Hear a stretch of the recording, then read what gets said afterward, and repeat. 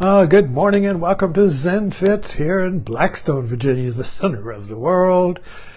We'll get to that later. The title of today's talk is The Last Turkey.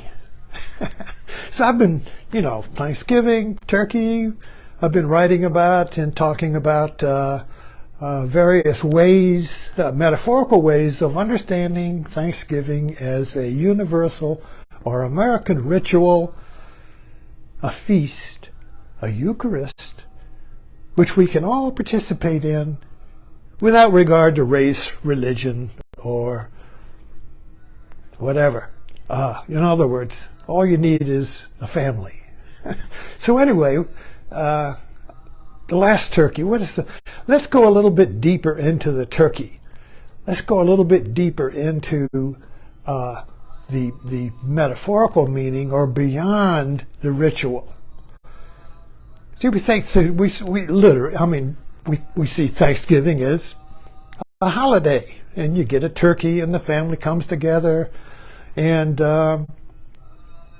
it's a great holiday because it's not really that commercial. Valentine's Day is a commercial holiday for candy and flowers. Christmas is a commercial holiday for buying everything in the world that you don't need. And Easter is a holiday for candy and flowers and Easter eggs and chocolate rabbits and everything. But Thanksgiving pretty much is just a holiday that you have to get through in order to get to Christmas. So Thanksgiving is the beginning of Christmas. But let's look at Thanksgiving as a ritual in the same way that the Eucharist, or the feast, the movable feast, the portable feast, is a ritual. And of course, you know the Mass. Now, of course, Protestants don't. You go to when I used to go to the Presbyterian church here, they would have communion maybe once a month, and it was like eating cardboard. Well, it was cardboard. They didn't even have wine. It was grape juice. But it was just a solemn affair. You just line up and you go, and you go back and sit down. You're very pious and everything. It's not a joyous feast. Now, Thanksgiving, that's a joyous feast. It's a living feast. It required a living sacrifice. The turkey had to be killed. The feast of the church, the communion, although it's a feast, is kind of a dead feast. You're not eating, nothing is killed, there's no blood. It's all metaphorical, it's all symbolic, it's all remembering. In other words, you go to the communion in church, and there's a big sign over at the Presbyterian church here, which I used to go to when I had to take my mother. I don't go to church, but I would take her. And a big table there in the altar with a cover on it. It's kind of like a coffin. It's kind of like somebody's dead. It's like somebody's dead there. There's a cover. There's a big sign, in remembrance of me. And so then once a month they take the cover off, and everybody gets to line up and go by and eat the dead body. And drink the body's dead blood. Ooh, it's a dead feast, and there's no joy in it. There's no celebration. There's no renewal. There's no transformance. There's no transcendence. It's a memory. It's just honoring a memory, like somebody who died. So we'll gather together and toast to an old friend who died. So that this feast is kind of like a toast. Well, remember Jesus. Oh, who is that? Oh, he died for us. Oh, okay, a toast to that. But the Thanksgiving, you see, is a living feast. And my wife grew up in this house in Blackstone, Virginia, small rural town. And when she grew up in the 40s, the father went out and, her father, on Thanksgiving morning, he'd go out and shoot a turkey. Go out and shoot the turkey Thanksgiving morning. That's a living feast. You go shoot the turkey, and you eat the turkey, and the family comes together, and you eat the turkey, and you bring in the extended family. My God, I mean, the Thanksgivings we used to have here, which go way back, is a huge feast. I mean, up until COVID, we would have 30 to 40 people here. The 3 dining room, we had a big house, 3 dining room tables, 2 foyers. The foyers would be lined with food. People would be coming from, sometimes all the way from California, some from New York, Washington, from the south, from the north. They would come for the feast, you see.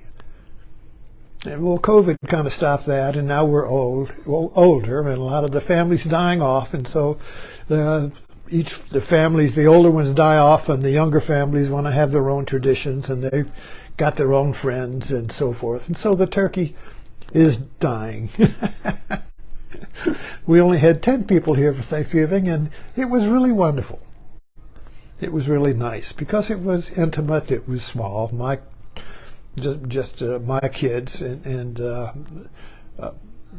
some cousins, local cousins. But anyway, the point is, it's a living feast, and you actually eat it. So the idea that I'm working with here and meditating on is the last turkey. So let's really get into this idea of the turkey as a sacrificial animal that is symbolic, that takes the place of some other sacrifice. You see, the ancient kings, the ancient civilizations of Sumeria, ritually sacrificed the king every 4 or 8 years. That sound familiar? The king is dead, long live the king. In other words, the king had to be ritually sacrificed in order to renew the society. Sacrifice is a renewal. Sacrifice, like nature, we get the idea from nature, because nature dies in the winter so it can be reborn in the spring.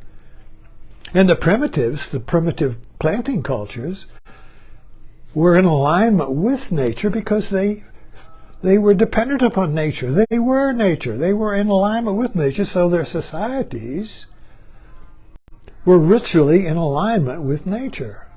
So there was the dying and the resurrected God. The dying and the resurrected God, which is the moon. That's why the moon goddess, the goddess, her consort is the bull, the moon, and the snake. The snake dies by shedding its skin, is reborn, and the bull with the horns is symbolic of the moon. And the moon dies and is reborn every month, dying and reborn. In 3 days, it goes into the tomb like Jesus, and then it's reborn.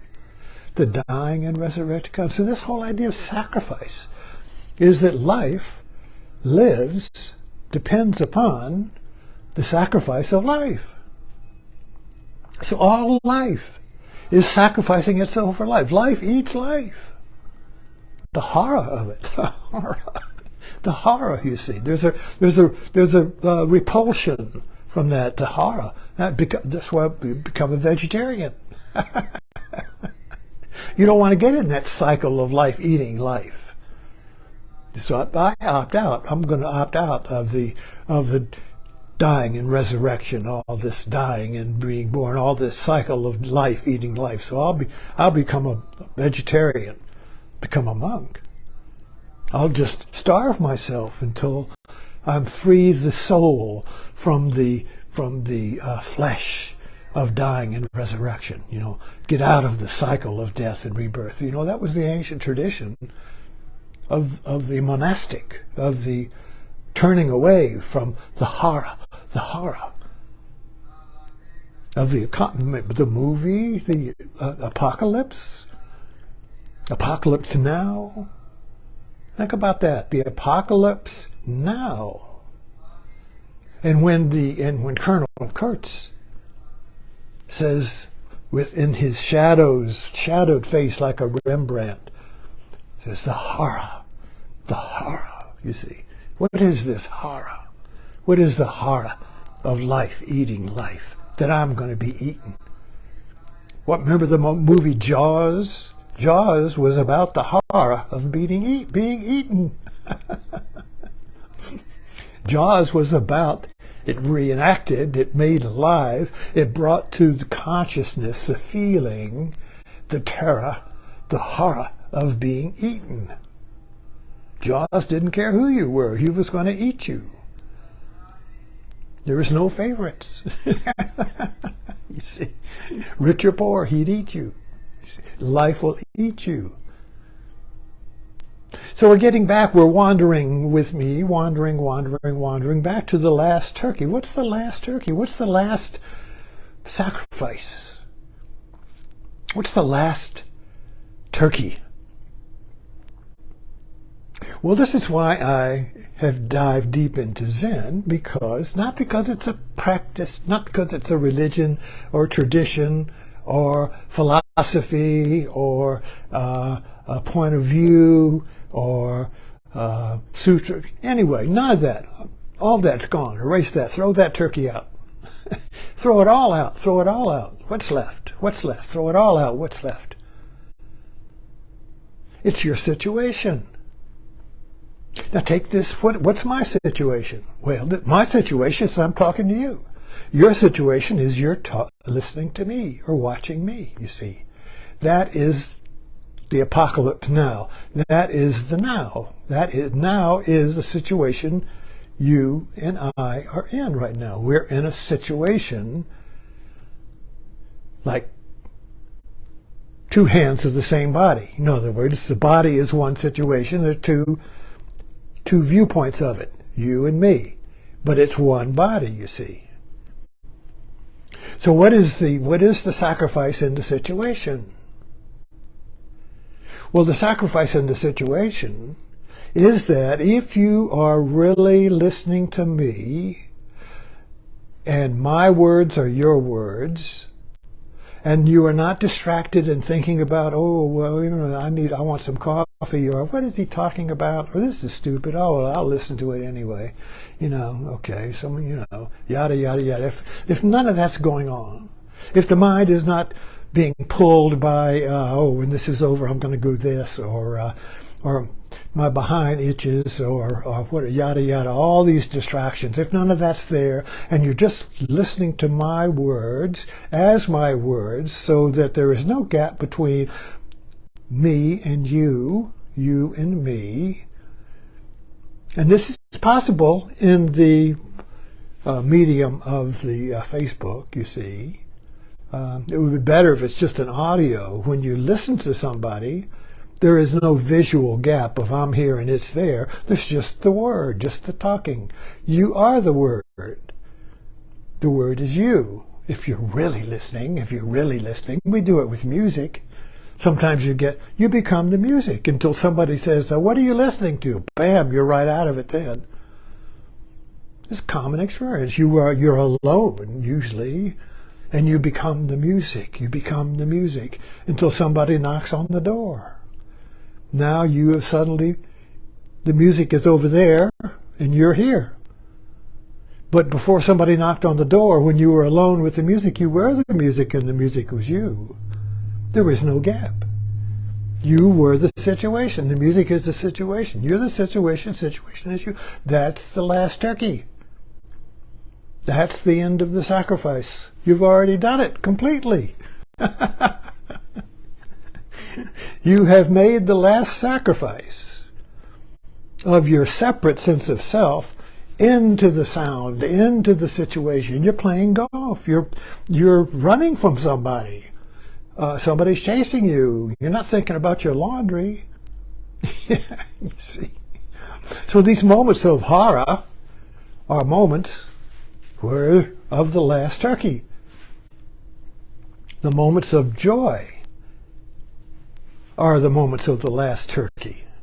The last turkey is the sacrifice of you, not some stand-in, not some symbol, not some stuffed animal, not somebody else who does the sacrifice. You are the sacrifice. When you throw yourself into the moment, like I'm throwing myself into this talk, you see, this is unscripted. I don't know where it's going. You may think I'm nuts. So in other words, the situation is the feast. Your situation, every situation. The doctor calls and he says you got cancer. That's the feast. Somebody insults you. That's the feast. You feel like you've made a mistake. You screwed up everything. That's the feast. All your plans have gone awry. You failed in everything. That's the feast. If you completely become the situation, you are the last turkey. Thanks for dropping in for the feast.